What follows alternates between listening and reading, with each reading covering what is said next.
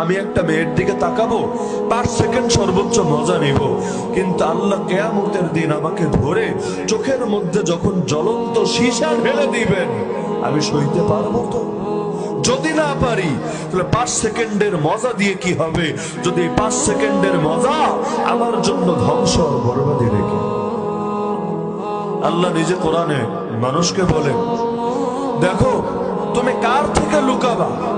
দুনিয়ার মানুষের হালত তো এমন, 3 বছরের একটা বাচ্চা যদি তাকে দেখতে থাকে, সে গুনাহ করতে পারে না, দিলে সংকোচ হয়, বিব্রত বোধ হয়, আমি গুনাহ করব।